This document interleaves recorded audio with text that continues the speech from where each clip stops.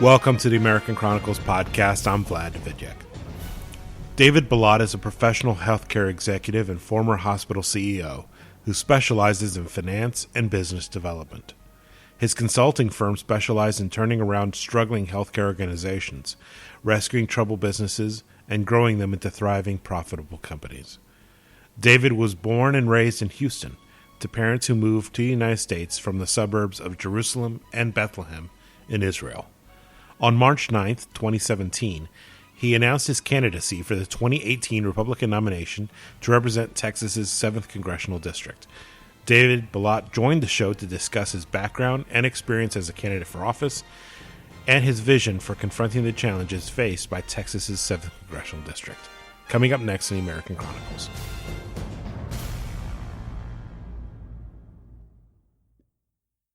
We're joined now by David Balat, who on March 9th, 2017, announced his candidacy as a candidate in the race to replace congressional member John Culberson of CD-7, who's been there for 16 years. David Balat is a candidate for the 2018 nomination. David Balat, welcome to the American Chronicles. Thank you for having me. First and foremost, I think it's prudent to start off this interview by first asking, who are you? I mean, obviously, you have John Culberson, who has represented Congressional District 7 for 16 plus years. He's on his way to another election season where he's going to be filing again, if he hasn't yet. He's represented the district for a while now. Who are you? Do you live in the district? Obviously, are you a member of the Republican Party? Obviously. So walk us through some of these more interesting questions, specifically your background, because obviously that's going to be one of the key deciding factors for a lot of voters. Replacing an incumbent congressman is something that people take rather seriously. So make your introduction to the voters. Who are you, and why are you seeking this position? Certainly, again, I appreciate the opportunity to do that. It is a very serious decision, and it hasn't gone without a lot of contemplation, a lot of wisdom from friends, and a lot of prayer. So it's something that I've taken with a great deal of gravity. As far as my background and who I am, I'm a first generation American. My parents immigrated here from Israel, started their own business, worked very diligently so they could pursue and achieve the American dream. And this country opened their arms to them. And as a small child, and my father was deaf and mute and had a disability. So there were a lot of challenges growing up.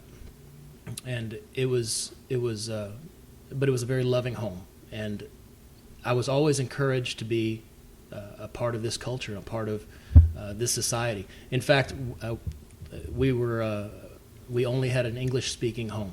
We could not speak anything but English. My mom didn't want me to have an accent because she perceived that we would be more successful if we didn't have an accent. Little did she know I'd have a Southern accent when I was older. But education was pushed. My brother and I have college degrees. We're both master's trained. I've gotten into the healthcare industry. I've managed and run facilities. I've been a hospital CEO. I do currently live in the district, but I'm a native Houstonian. I've been here my entire life. I've gone to school here. I've started my companies here. Houston is home, and there's no place I'd rather be. But I currently live in Meyerland. It's where I live with my wife. I've been married for nearly 21 years. And I've got two beautiful children. I've got an 18-year-old daughter about to go off to college, and I've got a 16-year-old son. Where's your daughter going to go? She's going to be going to Colorado. Wow, okay, yeah. That's quite a bit of ways. She did. She has been working very hard, and she got a wonderful offer, and she's going to be leaving this great state of Texas to both our disappointment. Now, you mentioned that you've been involved in the healthcare industry as CEO of a hospital. That's correct. Multiple hospitals? Yes. Okay. Talk to us a little bit about that, because that's actually one of the very key issues that Americans are increasingly concerned about. The Obama administration implemented Obamacare, which is, as you know, right now in a death spiral. in terms of how it relates insurance coverage to not only the providers but to the customers.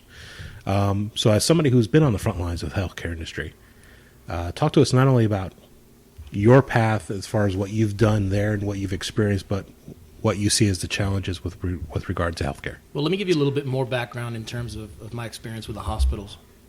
It's typically been troubled hospitals that I've been invited to come help. I have a reputation as a turnaround specialist. So going into very, very complex organizations, and when you think about it, a hospital, you've got some of your janitorial staff that may be high school trained, if that, and then you've got MD, PhDs, and everybody in between. So the complexity in turning an organization around is then matched with running an organization that's already very complex. And having all these people with various educational backgrounds, different socioeconomic statuses, different languages, different cultures, and then pointing them in the same direction to achieve the same vision, which for me has always been about patient safety. Having the right amount of quality by having the right doctors and having the right nurses so that we could make a profit. And those are things that were important for those facilities, because whether it be a Catholic charity hospital or a Memorial Hermann or a private hospital, they needed to turn a profit in order to care for these patients and grow and add services and provide for the community that they were within. The nature of healthcare is such that it's not a static industry. It responds to technological advancements. It responds to the market changes. It responds to customer demands. It responds to internal demands as far as what doctors and physicians feel would be best in terms of advancing the field themselves. A lot of those things are not being addressed with the healthcare system the way it is now. I mean, obviously, we need healthcare reform, not only because we need to repeal and replace Obamacare, but we need healthcare reform substantively, across the industry, because far too many times the regulations that are in place by the federal government intrude and increase the costs unnecessarily, or conversely, the government has allowed private actors or individuals to affect the market in a way that negatively impacts the way people receive care. So a lot of these concerns are being brought forward not only by Republican members of Congress who want to repeal and replace Obamacare, but by Democrats who understand that there are problems with Obamacare and that they need to be addressed or they need to be fixed.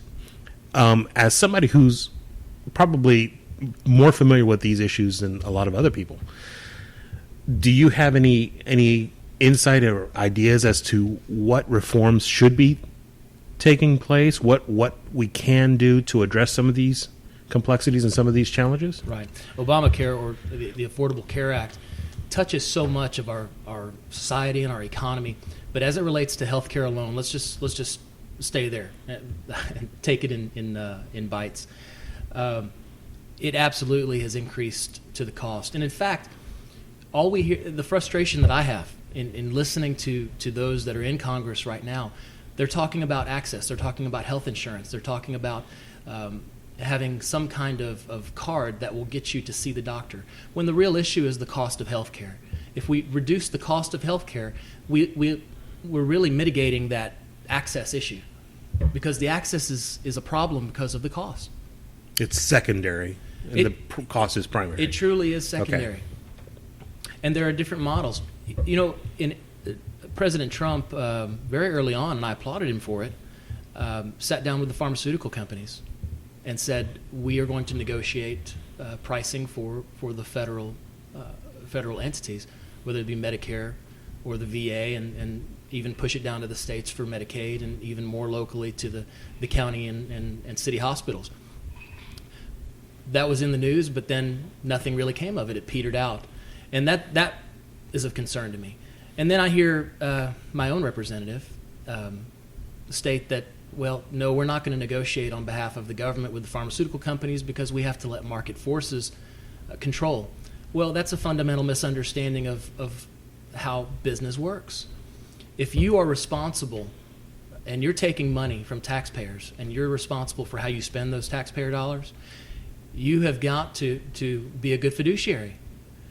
You absolutely go negotiate with those pharmaceutical companies and bring down the cost for your members. And in this case, it would be the American people that benefit from Medicare. So, if I understand you correctly, you're saying basically the congressman that you're seeking to replace doesn't understand the fundamental nature of the relationship between the way the market works and the way that the responsibility results from those tax dollars that are being spent. I can't say that he doesn't understand it, but it sure appears that way to me. Okay. Let's talk a little bit about your candidacy, because you announced on March 9th. You held an event where it was a campaign announcement, campaign launch party. And obviously this is undertaking a congressional race is not something that you can just do at a drop of a hat. It requires a lot of planning, it requires a lot of support, both material and personal. It requires a network. Who have you reached out to in terms of offering support for your campaign, offering support for your candidacy? Do you have a network of people behind you ready to help you reach out to the voters of CD-7? I do. Thank you for asking, and I'm very humbled by the number of people, friends, colleagues that I've known for decades now, that have. I'll step back and you asked me earlier, or you spoke earlier of this being a big decision, and I did mention that I reached out to colleagues and friends. Many of those colleagues and friends are now part of that network. And when I shared with them what it is that I wanted to do, they said, "David, this is absolutely what you need to do. And not only do you need to do it, I want to help you and I want to support you." I got that again and again, and I was again very humbled by the fact that these friends of mine, some of them not really involved in politics prior to this, but very motivated and very mobilized to help with our campaign. So what have you seen in terms of support since your campaign announcement? Obviously, most campaigns kind of do, they go through the same stages, which is they announce, they start building support, they start growing their network, they start doing events, they start doing speaking engagements. Obviously, we're still very early on in your candidacy, in your campaign. Where are you at right now? What steps are you taking at this time? Are you still trying to broaden your network? Have you been able to engage with any groups? Have you been able to connect with any grassroots activism operations? All of the above. We've really made a concerted effort to hit the ground running, and if there's anything that I can do to further our effort, I'm doing it. So we are actively fundraising. We're meeting with groups. I've met with a number now, and been very well received. And I've also been contacting many of the precinct chairs in my district and getting to know them and making introduction and letting them get to know me. Now, in terms of, and we're speaking with David Balat. He's an announced candidate for the GOP nomination for Congressional District 7 for 2018. He is throwing his hat in the ring to challenge longtime incumbent John Culberson. You can find his website at davidbalat.com. There is a link there for people who are interested to make donations. You can also follow him on Twitter at davidbalatcd7. In announcing your candidacy for this race, I'd like to give you an opportunity to talk about what you've accomplished in your professional career in terms of making your mark with regard to how you impacted your community, how you've impacted your industry. Do you have anything you'd like to shine a light on in terms of things that you're proud of that you've done? Well, for me, the most meaningful thing that I've ever done was to raise my two children. And they're very forgiving of me. There have been a lot of days and weeks where I may have been out of town working on a job, and Dad wasn't there to be with them and do things that they wanted me to do. So being with my family is I put a large premium on. My career has been very gratifying. I love hospitals. I love healthcare. I initially thought I would go into medicine, and because I have that desire to help people, and just realized in college that science, being a scientist, being a physician, just wasn't part of my skill set. It wasn't how I was wired. And I got some very good advice and actually met with a couple of hospital CEOs that were very generous with their time. And they counseled me to go into hospital administration, which is what I did. And I'm very thankful that they gave me that advice. I love that career path that I've taken. Thirdly, my wife and my children are very involved in our church community. And I've been a Sunday school teacher. We're involved in missions, and we volunteer in the community through our church pretty actively. The role that faith plays in my life is very important. It's very prevalent in my family. It has been since I was a kid. My parents always pointed me in the direction of the morality that would be gained from reading the Bible and being a part of the church community. One thing that especially primary voters in the GOP primary, one thing that they tend to latch on to and use in terms of how they judge a candidate is the candidate's activism background. How involved have they been? What have they done for the party? How long have they been working for the party? When did you become a Republican? How long have you been a Republican? And what roles have you had in the party? What actions have you done? Ever since I was in high school, I've gravitated towards being a Republican, being conservative. I remember in I think it was elementary school where we had to take a poll amongst the students on who was going to win between Ronald Reagan and Jimmy Carter, and of course I picked the winning side. But as far as activism, aside from being a voter and voting Republican, I've not been involved on the grassroots level, and I've really grown in an appreciation for those that have dedicated their lives to doing that. As I said, I've been calling the precinct chairs, and I've thanked a few of them for the time that they give, because I know that's an unpaid position. But personally, no, I've not been involved at that level. I'd like to swing all the way back and touch where we began.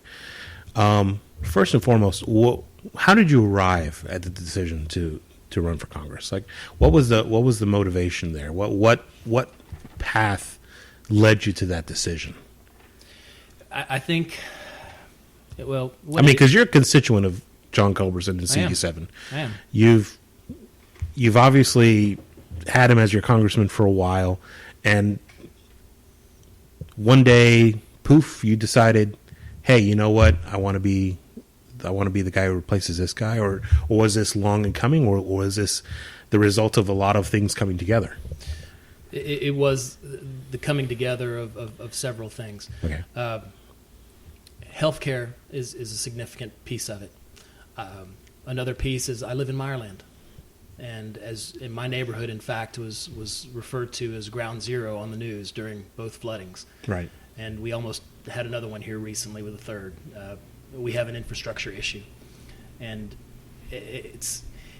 I can't convey enough to you and to your listeners what that has done to the residents, not only in Meyerland, but those in Jersey Village, those near the reservoirs. When you've flooded to that level, what that does to you on an emotional level is pretty devastating. You get to the point where you hear rain at night and your eyes pop open and you're looking to see if your cars are flooding. Many of my neighbors have serious signs of PTSD, and we are not seeing the kind of effort and dialogue that is consistent with solving a problem. I see the same thing on the healthcare issue. I started off with that. I'll come back to it. They're looking at it the wrong way, as I said earlier. They're talking about providing everyone with insurance and access. Well, again, we have a nearly $20 trillion deficit. We've got to control our spending. We don't need to continue taxing people in order to cover our spending addiction in Washington.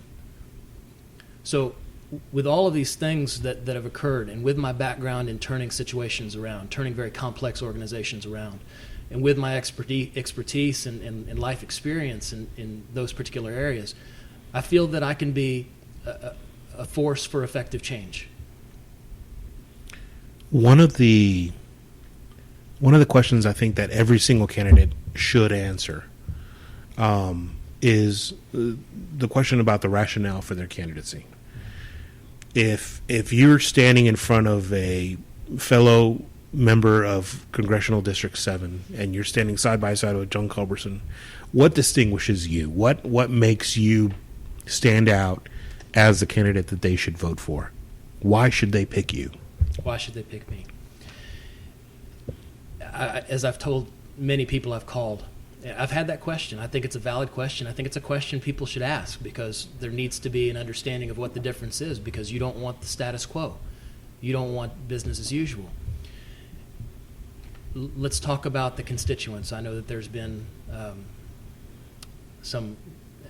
there's been some news made about speaking to the constituents. I think it's very important that our representatives meet with and speak with and learn from the constituents of the district.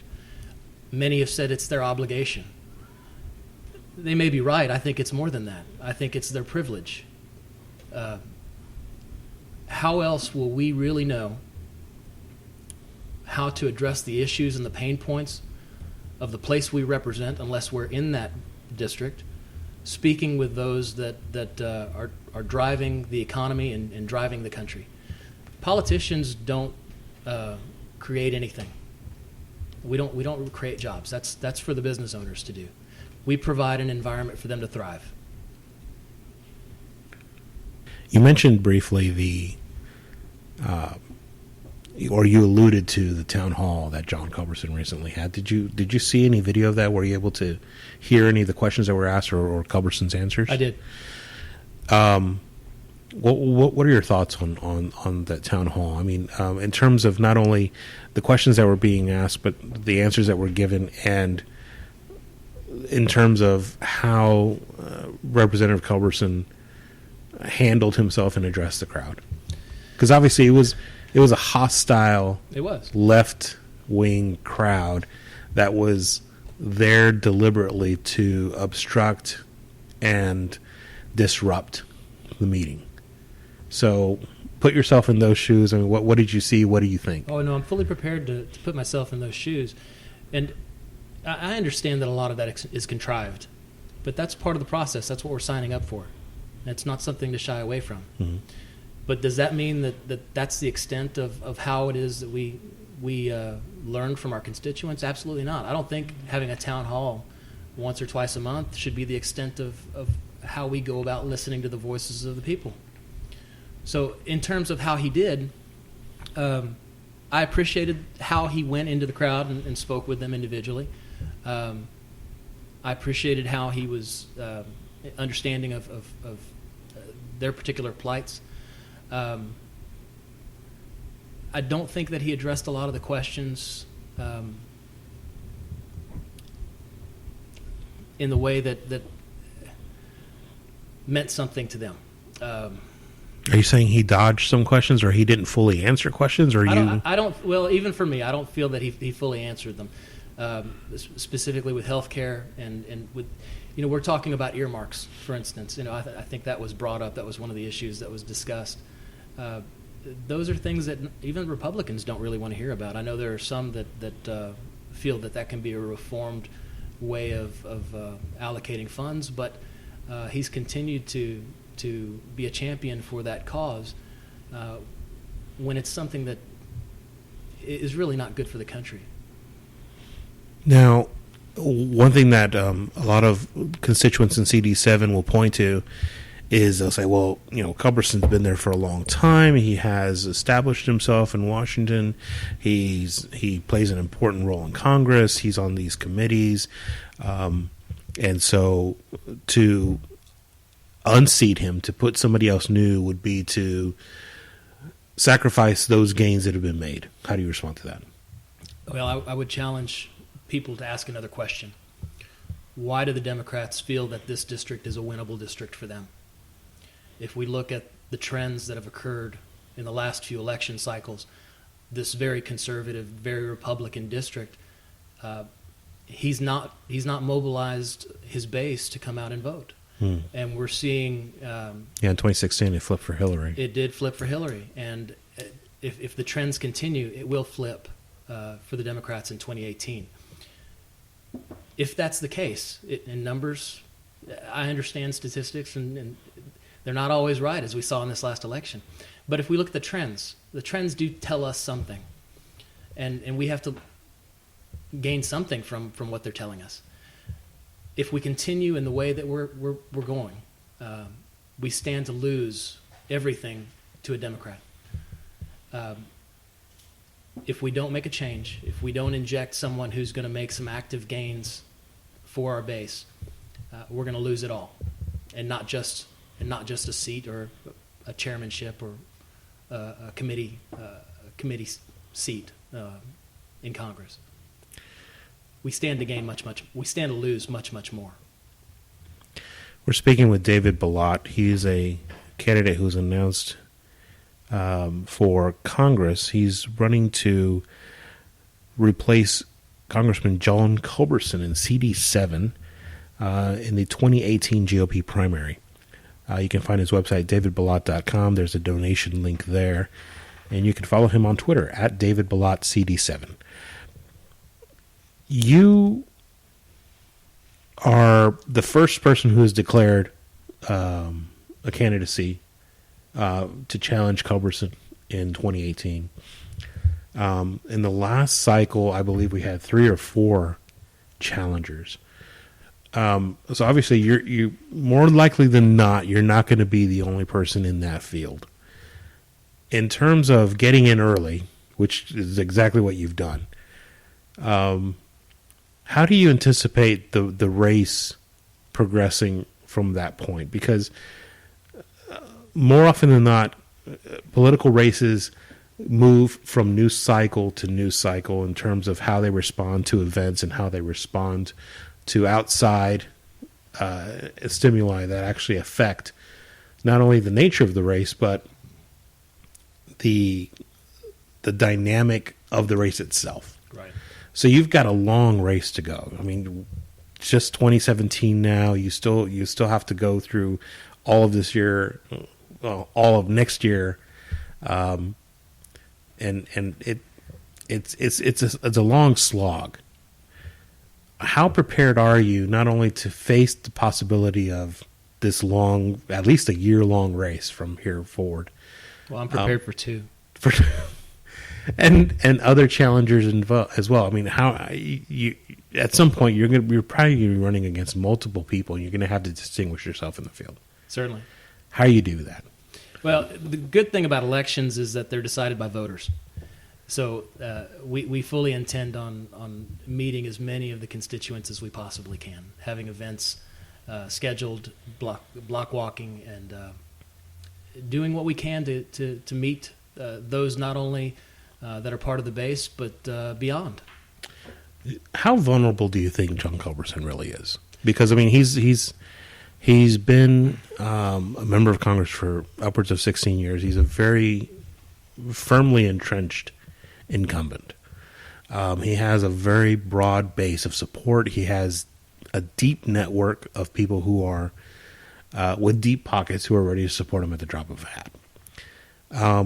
Obviously, this town hall really illustrated the strength of leftist activism in his congressional district. Obviously, his district flipping for Hillary reflected some weaknesses there. You're not undertaking this lightly. You've approached it in a very thoughtful, methodical way. Is John Culberson vulnerable, and if so, how is he vulnerable? Well, again, it's not just me that thinks that this is a winnable district. The Democrats have come out, and as far as I know, I believe there are now 4 Democrats that have thrown their hat in the ring for the race. So, but as far as I'm concerned, I've got to win the primary first. But in terms of dealing with Mr. Culberson, we have a plan, and we're going to have to stay the course. I really have to focus on my campaign and focus on what it is that I bring to the table. I've always believed that if you're spending too much time looking at your competitor, you're not spending the kind of time that you need to do the best that you possibly can do. I'd like to give you an opportunity to make one last appeal to people who live in CD-7, who are going to be your potential constituents. I guess one last time, let them know what it is you're trying to do, who you are, and what you'd like to accomplish. Republicans have had control of government, but Congress continues to increase the debt. We have representatives that are trying to bring back earmarks. The VA hospital is in trouble. We have people trying to fix a healthcare system that they don't really understand. And politicians are more interested in their own longevity than they are in the voices of the people that they serve. I truly want to be a congressman for this district. I believe that I can do a good job. I believe that I'll be connected with their interest, understanding what their pains are, and bringing that to Washington, D.C. so that I can affect a change for them to be successful. We have a number of issues in this country that have to be addressed by people that are willing to fight for them and not just stay under the radar so that they're not affected in a negative way. We need to have warriors go to Congress, and that's what I intend on doing. We've been speaking with David Balat. He's a candidate for Congress running to unseat John Culberson in Congressional District 7 in the Republican nomination contest in the primary, which will be held in 2018.